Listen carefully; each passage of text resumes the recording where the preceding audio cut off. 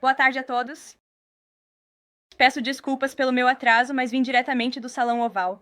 Tenho algumas atualizações interessantes para compartilhar do presidente, que sei que todos vocês valorizam e apreciam muito. Então vamos direto ao assunto. O presidente prometeu a milhões de cristãos em todo o país durante a campanha que criaria um escritório de fé na Casa Branca quando retornasse à Casa Branca, e ele cumpriu essa promessa. O escritório de fé da Casa Branca organizou juntos uma extraordinária celebração de uma semana que está em andamento para a Semana Santa antes do domingo de Páscoa. O presidente assinou uma proclamação da Semana Santa, gravou uma mensagem especial em vídeo presidencial e estará hospedando um jantar pré-Páscoa amanhã à noite e um serviço de adoração de Páscoa para a equipe da Casa Branca na quinta-feira. O presidente e a primeira-dama têm a honra de continuar a tradição da Casa Branca. Rolo de ovos de Páscoa que acontecerá no Jardim Sul na próxima segunda-feira. Em outras notícias, o presidente Trump está transformando a América novamente em uma superpotência de manufatura. Ontem, houve um anúncio monumental da NVIDIA, uma das maiores empresas do mundo. Este é apenas o exemplo mais recente. Pela primeira vez, o gigante de fabricação de chips NVIDIA produzirá supercomputadores de IA inteiramente nos Estados Unidos, como parte de seu compromisso de produzir 50 bilhões de dólares em infraestrutura de IA em nosso país nos próximos 4 anos.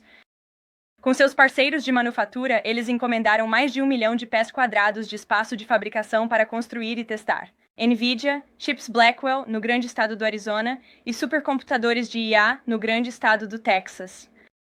O fundador e CEO da NVIDIA, Jensen Huang, destacou como os motores da infraestrutura de IA do mundo estão sendo construídos nos Estados Unidos pela primeira vez. Este é o efeito Trump. Isso segue trilhões em outros investimentos no ZEWA. Investimentos já anunciados, incluindo 500 bilhões de reais da Apple e baseados no ZEWA. Manufatura e treinamento, 100 bilhões de reais da TSMC e baseados no ZEWA. Fabricação de chips e o investimento privado de 500 bilhões de dólares, liderado pela OpenAI, Oracle e SoftBank em infraestrutura de inteligência artificial. Sob o presidente Trump, vamos produzir os carros, os navios, os chips, os aviões, os minerais e os medicamentos que precisamos bem aqui na América, nas mãos dos trabalhadores americanos. Na fronteira, o presidente Trump continua a quebrar recordes e proteger nossa pátria. De acordo com a CBP, as apreensões da patrulha de fronteira ao longo da fronteira sudoeste durante todo o mês de março de 2025 foram menores do que nos primeiros 2 dias, de março de 2024, sob Joe Biden. Incríveis agentes da lei estão prendendo diariamente alienígenas ilegais violentos das comunidades americanas. Aqui estão alguns exemplos do último relatório do ICE que recebi esta manhã. O ICE de Los Angeles prendeu um cidadão mexicano de 54 anos condenado por estupro sob ameaça, sodomia com uma pessoa menor de 14 anos e sequestro em San José, Califórnia. O ICE de Houston prendeu um cidadão mexicano de 23 anos condenado por agressão sexual criminosa predatória de uma criança, no condado de Cook, Illinois. O ICI de Houston, aos 60 anos, prendeu um cidadão hondurenho de 64 anos, condenado por assassinato no condado de Los Angeles, Califórnia. O ICE de Chicago prendeu um cidadão guatemalteco de 49 anos, condenado por agressão e incêndio criminoso em Prince William, Virgínia, não muito longe daqui. O ICE de Denver prendeu um cidadão mexicano de 36 anos que está registrado como agressor sexual e foi condenado por agressão sexual de uma criança, no condado de Lake, Colorado. O ICE de Baltimore prendeu um cidadão chinês de 50 anos condenado por tráfico sexual em Bel Air, Maryland. E o ICE de Boston prendeu um cidadão jamaicano de 46 anos, condenado por 3 acusações de estupro de uma criança e 2 acusações de agressão indecente e agressão a uma criança menor de 14 anos, em Boston, Massachusetts. O presidente Trump e nossa administração não descansarão até que cada imigrante ilegal violento seja removido do nosso país. A segurança do povo americano é importante demais para se contentar com forte menos. Nesse sentido, a indignação dos democratas e da mídia sobre a deportação de Abrego Garcia, um criminoso ilegal da MS-13, de El Salvador, que estava se escondendo em Maryland, tem sido nada menos que desprezível. Com base no sensacionalismo de muitas das pessoas nesta sala, você pensaria que deportamos um candidato a pai do ano. Isso porque, infelizmente, muitos neste país se importam mais com este, entre aspas, pai de Maryland, membro da gangue MS-13, imigrante ilegal, do que com uma mãe de Maryland e uma cidadã americana, que foi brutalmente assassinada nas mãos de um outro imigrante ilegal. Claro, estou me referindo a Rachel Morin. E se você não viu ontem, um júri de Maryland considerou o imigrante ilegal Victor Antônio Martinez Hernandes culpado de assassinar Rachel Morin em agosto de 2023. Ela era uma mãe de 37 anos, com 5 filhos, que estava correndo em uma comunidade geralmente segura ao nordeste de Baltimore, quando esse monstro a emboscou, estrangulou e espancou até a morte antes de colocar seu corpo brutalizado em um dreno de túnel. A família Morin finalmente obteve justiça ontem, mas nunca terão Rachel de volta. Nossos corações estão com a família de Rachel, seus 5 filhos e sua mãe, Patty, que sofreu a perda inimaginável de sua filha. Caso você tenha perdido na semana passada, o presidente Trump assinou um memorando presidencial de segurança nacional direcionando as agências federais que administram terras federais na fronteira a disponibilizar terras para o Departamento de Defesa em uma nova área de defesa nacional. Isso seguiu a ordem executiva do primeiro dia do presidente, comprometendo sua administração a mobilizar todos os recursos e autoridades disponíveis para parar o fluxo sem precedentes de imigrantes ilegais em nosso país e obter controle operacional completo das fronteiras dos Estados Unidos da América. Mais uma vez, o presidente está cumprindo outra promessa-chave. Esta nova área de defesa nacional se estende por mais de 170 milhas ao longo de nossa fronteira no Novo México. Mas nas próximas semanas, esta administração adicionará mais de 90 milhas no estado do Texas. Esta área de defesa nacional melhorará nossa capacidade de detectar, interceptar e processar os imigrantes ilegais, gangues criminosas e terroristas que conseguiram invadir nosso país sem consequências nos últimos 4 anos sob a administração Biden. Também irá ostentar reforçar nossas defesas contra o fentanil e outros narcóticos perigosos que têm envenenado nossas comunidades. Com todo esse trabalho sendo feito para tornar a América grande novamente, continuamos a ver uma resposta positiva do público americano. Uma nova pesquisa publicada pelo Mail e JL Partners esta manhã descobriu que a aprovação do presidente Trump está em um nível recorde. Isso porque o presidente está trabalhando incansavelmente para cumprir suas promessas ao povo americano, como acabei de vê-lo fazendo hoje no Salão Oval. Temos um repórter em nosso novo assento de mídia hoje, Matt Foldy. Gosto das suas botas, Matt, que é o editor-chefe do The Washington Reporter. O Washington Reporter é um novo veículo de comunicação em rápido crescimento que divulga histórias sobre legislação e entrevista líderes no Congresso e em todo o país. A boa administração. O público leitor da publicação inclui os mais altos níveis de negócios no governo. E com isso, por favor, comece, Matt. E nós também já o entrevistamos. Então, Claudine, muito obrigado por me receber aqui. Em nome dos nossos leitores e dos bilhões de americanos que acredito apreciam o que você está fazendo com o novo espaço na mídia aqui e tornando isso mais acessível. Estou curioso com Harvard, nós vimos. A administração Trump anunciou hoje que está cortando cerca de 2 bilhões de dólares, levantando 2 bilhões de dólares em fundos para Harvard, porque o campus tem sérios problemas com violência e com antissemitismo. Vimos o presidente Obama, o ex-presidente Obama, apoiar Harvard, que rejeitou as exigências da administração Trump. Eu estou curioso onde a administração vê isso indo com Harvard e com outras faculdades e universidades na América que estão se recusando a reformar, à luz do tipo de loucura que vimos tomar conta? Obrigado, Matt, por estar aqui. E obrigado pela pergunta. Quando se trata de Harvard, a posição do presidente sobre isso é baseada no bom senso. No princípio básico de que estudantes judeus americanos ou estudantes de qualquer fé não devem ser ilegalmente assediados e alvo nos campi universitários do nosso país. E, infelizmente, vimos essa discriminação ilegal ocorrer no campus de Harvard. Há inúmeros exemplos para provar isso, particularmente com a confissão surpreendente da então presidente de Harvard, Claudine Gay, que disse que o bullying e o assédio dependiam do contexto. O presidente naquela época deixou claro para o público americano que não iria tolerar assédio ilegal e antissemitismo ocorrendo em violação das leis federais. Então, o presidente deixou claro para Harvard, siga a lei federal, não quebre mais. O título 6º, que foi aprovado pelo Congresso para garantir que nenhum estudante possa ser discriminado com base na raça. E você receberá financiamento federal. Infelizmente, Harvard não levou a sério as exigências da administração. Tudo o que o presidente está pedindo é que não violem a lei federal, e então vocês podem ter seu financiamento federal. Acho que o presidente também está levantando uma boa questão. Mais de 2 bilhões de dólares saindo para Harvard, quando eles têm um fundo de mais de 50 bilhões de dólares. Por que os contribuintes americanos estão subsidiando uma universidade que já tem bilhões de dólares no banco? E certamente não deveríamos financiar um lugar onde tal... Infelizmente, um problema muito grave de antissemitismo ainda existe em nossa sociedade. Cara, e acho que a maioria dos habitantes de Maryland aprecia o que você disse hoje. Vimos que Chris Van Hollen, que era o senador de Rachel Moran, basicamente ameaçando voar para El Salvador para pressionar pela libertação de alguém que estava na América ilegalmente. E não tanto dele, sobre o horrível assassinato de Rachel Moran e o veredito que foi, acho, corretamente alcançado ontem. O que a administração pensa sobre as prioridades que estamos vendo dos democratas do Senado em termos de imigrantes ilegais, em vez do trabalho que agências como ICE e DHS estão fazendo com a administração Trump? É desconcertante. As prioridades do Partido Democrata moderno. Acho que é atroz que você tenha democratas no Congresso em Capitol Hill que juram proteger seus constituintes e servi-los em Washington, D.C., passando mais tempo defendendo membros de gangues de imigrantes ilegais do que seus próprios constituintes, e cidadãos americanos cumpridores da lei, como Rachel Moran.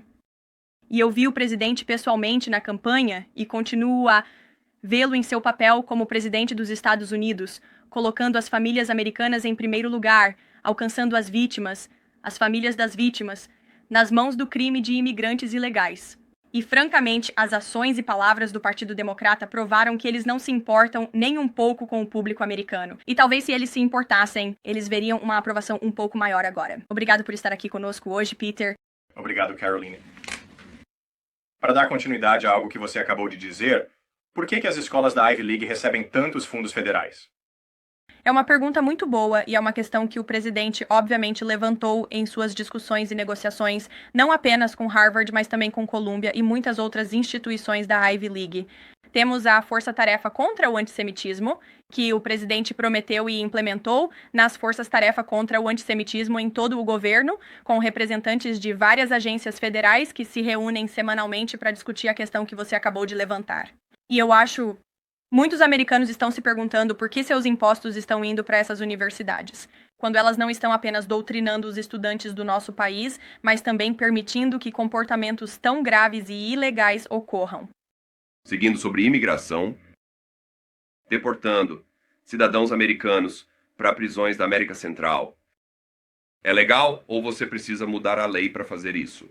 Bem, é outra questão que o presidente levantou. É uma questão legal que o presidente está investigando. E ele falou sobre isso ontem em sua reunião com o presidente Bukele no Salão Oval. Ele só consideraria isso, se legal, para americanos que são os criminosos mais violentos, graves e reincidentes que ninguém nesta sala quer vivendo em suas comunidades. Coisa do Shiny NB. O presidente Biden permitiu que mais de 530 mil pessoas de Cuba, Haiti, Nicarágua e Venezuela entrassem nos EUA com este programa CHNB. Ele fez isso com um simples gesto de caneta. E agora um juiz não permitirá que o presidente Trump desfaça isso, com um simples gesto de caneta. Então, vocês vão dar a todas as mais de 530 mil pessoas audiências individuais de deportação ou vão apenas tentar deportá-las? Conversei com o escritório do conselheiro da Casa Branca sobre isso esta manhã, porque, obviamente, outro juiz de tribunal distrital rebelde está tentando bloquear os esforços de deportação em massa da administração com esta última liminar. Vamos lutar contra isso no Tribunal de Justiça e garantiremos que cada indivíduo que entrou ilegalmente em nosso país e foi realmente aproveitado pela administração anterior, porque eles abusaram do sistema de liberdade condicional neste país para acelerar o status legal, como disseram. Para esses imigrantes ilegais, e eles abusaram completamente do nosso sistema legal. Muitos desses indivíduos em liberdade condicional receberam então status de proteção temporária, cujo objetivo, o TPS, era ser usado apenas em tempos de guerra, ou tempestade ou destruição nos países de origem desses migrantes. Foi completamente abusado. Esses migrantes vieram aqui por razões econômicas, e eles entraram ilegalmente em nosso país e o presidente não vai tolerar isso. E assim continuaremos a nos concentrar em deportar o máximo de indivíduos que pudermos. Jennifer. Uma sobre tarifas e outra sobre a Rússia. Você pode nos dar algum tipo de atualização sobre quais acordos estão em mãos ou estão próximos? Quais países estão chegando a um acordo sobre tarifas? E então sobre a Rússia, você pode nos dar uma atualização sobre qual foi o acordo com a Rússia? O presidente disse ontem que acha que veremos alguns acordos muito bons em breve. Você pode falar um pouco sobre o que a Rússia concordou? Claro, eu não quero me adiantar ao nosso embaixador de comércio dos Estados Unidos e ao secretário de comércio, o secretário do Tesouro, todas as grandes pessoas que estão trabalhando incrivelmente duro para fechar esses bons acordos comerciais. E o presidente está profundamente envolvido nisso também. Ele deixou claro para sua equipe de comércio que quer aprovar pessoalmente todos esses acordos também. E por isso eu não quero me adiantar nos anúncios, mas obviamente, como você ouviu de vários funcionários da administração, houve muitas conversas com países. Tivemos mais de 15 acordos, documentos colocados na mesa, propostas que estão sendo ativamente consideradas. E como dissemos consistentemente, mais de 75 países entraram em contato. Então, há muito trabalho a fazer. Nós entendemos isso muito bem, mas acreditamos que podemos anunciar alguns acordos em breve. E sobre a Rússia? Você pode dizer se a Rússia concordou com algo com o enviado especial Steve Witkoff? Eu não quero me adiantar nessas negociações também. O que posso dizer é que eles tiveram uma conversa produtiva. Como o enviado presidencial Steve Witkoff disse na noite passada, ele acredita que a Rússia quer acabar com esta guerra e o presidente também acredita nisso. Há um incentivo para a Rússia acabar com esta guerra e talvez isso possa ser parcerias econômicas com os Estados Unidos, mas precisamos ver um cessar-fogo primeiro. E o presidente e o enviado presidencial Witkoff deixaram isso muito claro para os russos. Gabriel. Também quero agradecer ao seu escritório de imprensa por divulgar as informações que você citou sobre as prisões do ICE nos últimos dias. Eu as tenho bem aqui, mas o que eu gostaria de perguntar é por que não divulgar as mesmas informações para aqueles que foram deportados para El Salvador? Bem, em primeiro lugar, essa informação foi divulgada pelo Departamento de Segurança Interna. E acho que é isso que estamos procurando. Estamos procurando indivíduos nos voos para El Salvador. E acho que é isso que estamos procurando. São terroristas estrangeiros e essas são operações de contra-terrorismo. Elas são muito diferentes das prisões e ordens finais de remoção que você vê diariamente que os agentes da lei estão realizando em todo o país. Esse detalhe não foi solicitado pelo DHS? Acabei de te dizer o motivo. Foi uma operação de contra-terrorismo, uma deportação de terroristas estrangeiros. Não, criminosos ilegais que foram condenados por crimes hediondos vivendo em nossas comunidades americanas. Duas coisas diferentes, terroristas estrangeiros. Ilegal, imigrante, criminoso, duas coisas diferentes, duas definições diferentes. Você deveria pesquisá-las. Christian, vá em frente. Sim, obrigado, Caroline. O presidente apoia aumentar a taxa de imposto corporativo para pagar por todos esses outros cortes de impostos que ele quer ver passar pelo Congresso? Olha, eu vi essa ideia ser proposta. Eu ouvi essa ideia ser discutida, mas não acredito que o presidente tenha tomado uma decisão sobre se ele a apoia ou não. E, em segundo lugar, você tem alguma informação sobre o status de Eden Alexander? O Hamas diz que perdeu contato com a unidade que o guardava, após um ataque aéreo israelense hoje. Eu não tenho atualizações, eu não vi esse relatório, mas certamente posso verificar com o nosso Conselho de Segurança Nacional. Eu falei com o presidente sobre Eden Alexander e ele deixou muito claro para nossa equipe de segurança nacional que encontrá-lo é uma prioridade. Mas, infelizmente, não tenho atualizações para compartilhar. Mas é uma questão muito importante e certamente podemos verificar, claro. Oi. Quão preocupado está o presidente com o fato de que um juiz federal poderia considerar um funcionário da administração Trump em desacato ao tribunal? Por desafiar a deportação? Estamos cumprindo todas as ordens judiciais. Então veja o que você está tentando fazer com essa pergunta. Mas estamos muito confiantes de que todas as ações tomadas por esta administração estão dentro dos limites da lei. E continuamos a cumprir as ordens do tribunal. E você viu isso. E o presidente deixou isso claro ontem no Salão Oval com o presidente Bukele. Claro, obrigado, Caroline. Você poderia voltar a falar sobre El Salvador? Você poderia nos explicar um pouco mais sobre a base legal na qual você pode enviar cidadãos dos INRCUA para a prisão lá? Eu sei que você disse que o presidente Trump está analisando isso, mas pode nos explicar um pouco mais sobre como isso pode ser possível? Estamos analisando isso. E quando eu tiver mais informações compartilhar, eu farei. Claro. Ainda estou seguindo as perguntas sobre El Salvador. Ontem no Salão Oval, os funcionários do governo deixaram muito claro que El Salvador é responsável pelo senhor Abrego Garcia, mas o presidente de El Salvador disse que não vamos fazer nada com ele. Então, minha pergunta é, quem é responsável por este homem e onde ele vai acabar? Bem, não. Em primeiro lugar, o presidente Bukele disse que não vai contrabandear um terrorista estrangeiro de volta para os Estados Unidos da América, como muitos nesta sala do Partido Democrata aparentemente querem que ele faça. Abrego Garcia era um terrorista estrangeiro.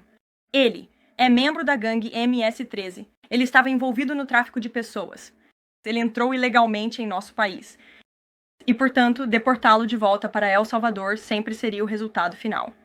Nunca haverá um mundo em que este seja um indivíduo que vai viver uma vida pacífica em Maryland, porque ele é um terrorista estrangeiro e membro da gangue MS-13.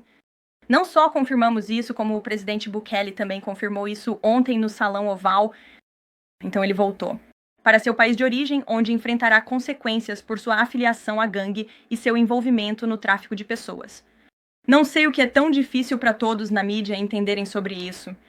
E é chocante, verdadeiramente chocante que tenha havido tanto tempo cobrindo este suposto traficante de pessoas e este membro da gangue MS-13. É show realmente impressionante para mim. Karen, o presidente estava postando no Truth Social hoje sobre ajudar os agricultores americanos. E na semana passada, em sua reunião de gabinete, ele estava falando sobre um plano para trabalhar com agricultores para reter trabalhadores que estão nos EUA ilegalmente, desde que saiam e depois voltem através do que ele disse que seria um processo legal. Você pode dar detalhes sobre como isso seria? Quantos trabalhadores ele está mencionando? Quanto tempo um plano como esse levaria para ser implementado? E o cronograma para mais detalhes sobre como realmente conseguir isso? Para a implementação. Posso verificar com imigração e políticas e obter detalhes para você, Karen. É algo que ele quer implementar em breve? Quero dizer, ele estava conversando de um lado para o outro com o secretário Hollins, como se isso fosse iminente que ele quer fazer. Sim, veja, o presidente está em constante comunicação com todos os seus secretários de gabinete, particularmente o secretário Hollins, que apoia os agricultores e pecuaristas americanos. É algo que ele falou com ela na frente de todas as câmeras na sala do gabinete, mas vou verificar, não apenas com nossa equipe de imigração, mas também com o USDA e te daremos uma resposta. Jonatas. Olá, Karine. Oi, é bom te ver aqui. Você também. O presidente há muito tempo disse que seria um abuso de poder para um presidente direcionar promotores a investigá-lo.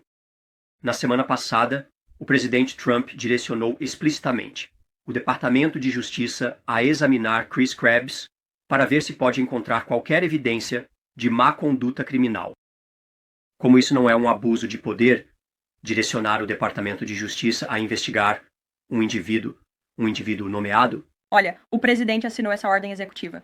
É a posição do presidente, nesta Casa Branca que está bem dentro de sua autoridade, fazer isso, caso contrário, ele não teria assinado. E ele assinou e essa é a sua política. Jeff, como você está? Bem, obrigado. Obrigado, Karine. Um acompanhamento sobre Harvard. O presidente mencionou no Truth Social, acredito, a possibilidade de remover o status de isenção fiscal. Quão séria é essa ameaça e outras universidades estão Então, uma pergunta de acompanhamento sobre política externa. Quais são suas... Você pode nos dar uma atualização sobre o que o presidente espera alcançar na próxima rodada de negociações com o Irã? Claro. Primeiro, quando se trata de Harvard, como eu disse, o presidente foi bastante claro que eles devem seguir a lei federal. Ele também quer ver Harvard se desculpar, e Harvard deve se desculpar pelo antissemitismo flagrante que ocorreu no campus universitário contra estudantes judeus americanos.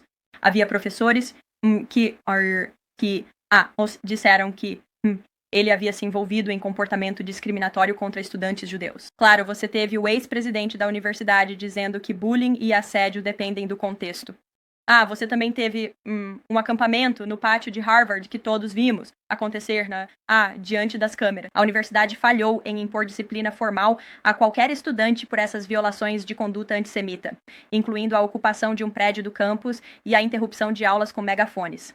O presidente Bush acredita que Harvard deve pedir desculpas aos alunos judeus por permitir um comportamento ultrajante. Quanto ao status de isenção fiscal, mandaria ao IRS para quaisquer atualizações. Quero responder a sua pergunta sobre o Irã, claro. A campanha de máxima pressão sobre o Irã continua, mas como você sabe, o presidente deixou claro que quer ver diálogo e discussão com o Irã, ao mesmo tempo em que deixa sua diretriz sobre o Irã nunca poder obter uma arma nuclear. Bastante clara. E o presidente falou hoje com o sultão de Omã, que ajudou a facilitar essas conversas. Eu tenho um resumo para todos vocês. Ele teve uma ligação com o sultão de Omã hoje e agradeceu por sediar a primeira reunião direta entre os Estados Unidos e o Irã e enfatizou a necessidade de o Irã encerrar seu programa nuclear por meio de negociações. Os dois líderes também discutiram as operações em andamento dos Estados Unidos contra os Houthis e enfatizaram que os Houthis pagarão um preço severo, até que cessem seus ataques ao tráfego marítimo no Mar Vermelho. Como vocês sabem, uma negociação adicional entre Steve Witkoff e o representante do Irã, foi agendada para sábado. E como estas são negociações em andamento, não tenho mais nada a acrescentar sobre isso. Perguntar sobre o Irã? Claro. Sim. Obrigado, Caroline. Quando você disse que o presidente afirmou que o Irã nunca teria uma arma nuclear, o foco é desmantelar todo o programa nuclear ou apenas restringir o urânio enriquecido ou o programa de mísseis deles? O presidente não quer ver o Irã ter um programa nuclear. Ele não quer que o Irã obtenha uma arma nuclear. Ele tem sido muito claro sobre isso. Carolina. Shelby. Obrigado, Caroline. Shelby, você tem um acento hoje. Eu sei. Roubei. Fico feliz em ver você. Duas rápidas sobre o TikTok. Primeiro, o presidente espera estender a proibição do TikTok, que agora é em 19 de junho, se a China não vier à mesa a tempo. Bem, 19 de junho está muito longe, obviamente. Acho que é daqui a 2 meses, e 2 meses é muito tempo na administração Trump. Trabalhamos na velocidade Trump por aqui. Conseguimos fazer muita coisa. Então, não queremos nos adiantar. O vice-presidente continua a liderar essas negociações e conversas. O presidente está envolvido e prosseguem. E então, o presidente disse anteriormente que consideraria reduzir as tarifas sobre a China para fechar um acordo do TikTok. Essa opção ainda está na mesa? Olha, o presidente deixou sua posição sobre a China bastante clara. Embora eu tenha uma declaração adicional que ele acabou de compartilhar comigo, no Salão Oval. A bola está no campo da China. A China precisa fazer um acordo conosco. Nós não precisamos fazer um acordo com eles. Não há diferença entre a China e qualquer outro país, exceto que eles são muito maiores. E a China quer o que nós temos, né? O que todo país quer, o que nós temos, o consumidor americano. Ou, para colocar de outra forma, eles precisam do nosso dinheiro. Então, o presidente, novamente, deixou bem claro que está aberto a um acordo com a China, mas a China precisa fazer um acordo com os Estados Unidos da América. Claro. Sobre tarifas. Ontem no Salão Oval, de qual veículo você é? A emissora pública canadense. Prazer em vê-lo. Obrigado. Ontem, no Salão Oval, o presidente Trump sugeriu que poderia haver alguma ajuda para as montadoras. Estou me perguntando como isso seria. É um alívio tarifário sobre as tarifas de 25% que estão em vigor agora? Ou as novas tarifas que estão por vir em maio sobre peças automotivas? E uma segunda sobre o Canadá, se eu puder. O tom do presidente Trump quando se trata das relações Canadá-EUA, os canadenses notaram que mudou um pouco nas últimas semanas. Desde que a campanha eleitoral começou, ele parou de falar sobre o Canadá se tornar o 51º estado, pelo menos publicamente. Estou me perguntando se isso é de propósito e por quê. Eu rejeitaria. A posição do presidente sobre o Canadá mudou. Talvez ele simplesmente não tenha sido questionado sobre o Canadá por este grupo no Salão Oval, mas eles o veem quase todos os dias. Mas o presidente ainda mantém sua posição sobre o Canadá. Os Estados Unidos têm subsidiado a defesa nacional do Canadá e ele acredita que os canadenses se beneficiariam muito ao se tornarem o 51º estado dos Estados Unidos da América. Quanto a automóveis e peças de automóveis, não tenho nada para ler para você sobre isso, mas acho que o ponto que o presidente estava fazendo é a flexibilidade, e ele tem flexibilidade quando se trata de negociações e conversas. Mas, em última análise, seu objetivo em seus acordos comerciais justos que ele está buscando com muitos países ao redor do mundo é colocar o trabalhador americano em primeiro lugar. E tivemos fabricantes de automóveis e trabalhadores automotivos aqui na Casa Branca, no Dia da Libertação, que acreditam neste presidente e em sua capacidade de negociação para colocá-los em primeiro lugar e trazer esses empregos de volta para os Estados Unidos da América. E o presidente tem sido muito claro sobre isso em suas conversas com os fabricantes de automóveis também. Diana, vai em frente. Obrigada, Caroline. Uma sobre a Ucrânia e outra sobre a China. Sobre a Ucrânia, neste último fim de semana, Zelensky ofereceu um convite ao presidente Trump, estendendo um convite para ele visitar a Ucrânia. Só estou me perguntando se há alguma atualização sobre isso. Trump viu essa oferta e o que ele está pensando sobre isso? Eu não sei. Na verdade, eu não falei com o presidente sobre isso, ou se ele viu a oferta de Zelensky. Tenho certeza de que ele viu. Eu não falei com ele sobre isso. Posso perguntar a ele o que ele pensa. Certamente não tenho planos para compartilhar sobre uma possível viagem à Ucrânia, no entanto. Na semana passada, autoridades chinesas estavam postando vídeos em sites de mídia social retratando Trump, J.D. Vance, Elon Musk em vídeos gerados por IA, trabalhando em fábricas, montando tênis da Nike e iPhones e produtos assim. A Casa Branca, eles viram esses vídeos? Vocês têm uma resposta para isso? Eu vi os vídeos. Não tenho certeza de quem fez os vídeos ou se podemos verificar a autenticidade. Quem quer que tenha feito isso claramente não vê o potencial do trabalhador americano, da força de trabalho americana. O presidente acredita no povo americano e ele sabe que temos não apenas a melhor base de consumidores do mundo, mas também a melhor força de trabalho do mundo. E é por isso que ele está tão focado em trazer investimentos para casa e fortalecer nossas cadeias de suprimentos críticas e também reforçar nossa manufatura aqui. Brett, presidente? Membros do Congresso negociando ações. Tenho certeza de que é algo que o presidente estaria interessado em analisar e posso perguntar a ele se apoiaria tal projeto de lei. Claro, sim. Tenho uma pergunta sobre a postagem do presidente esta manhã sobre os agricultores. Ele pediu aos agricultores que fossem pacientes e apenas aguentassem, mas muitos agricultores com quem falei na última semana ou algo assim disseram, sabe, que estão no meio da temporada de plantio da primavera e que uma guerra comercial deixa tudo meio no ar. Qual seria a mensagem dele para eles? E também, há algo especificamente planejado para fornecer alívio, como no último mandato do presidente Trump? Sim, bem, o alívio está sendo considerado. O secretário de Agricultura, eu sei, falou com o presidente sobre isso. E, novamente, está sendo considerado. E quanto à mensagem do presidente para os agricultores, ele mesmo a divulgou. Ele pode falar por si mesmo muito melhor do que eu posso falar por ele. Então, eu apenas o direcionaria para a declaração. Ele disse aos agricultores novamente e reiterou seu apoio a eles e que está ao lado deles, o que ele certamente está. Kelly, lá atrás. 2 perguntas. A primeira, um homem da Geórgia foi recentemente preso por supostas ameaças de matar a diretora de inteligência nacional Tulsi Gabbard. Aparentemente, agora há segurança aumentada ao redor do vice-diretor do FBI. Você pode falar sobre o nível de ameaças contra vários funcionários da administração? E então uma segunda sobre Biden. Lamento ouvir isso. Eu não tinha visto esse relatório. É muito lamentável e, obviamente, a Casa Branca, o presidente e toda a administração condenam quaisquer ameaças de violência contra qualquer funcionário da administração ou funcionário público de ambos os lados do corredor aqui em Washington, D.C., isso não deve ser tolerado e elogiamos as agências locais de aplicação da lei por prenderem esse indivíduo. Biden, ele é o ex-presidente Biden, ele está prestes a fazer seu primeiro grande discurso desde que deixou o cargo esta noite.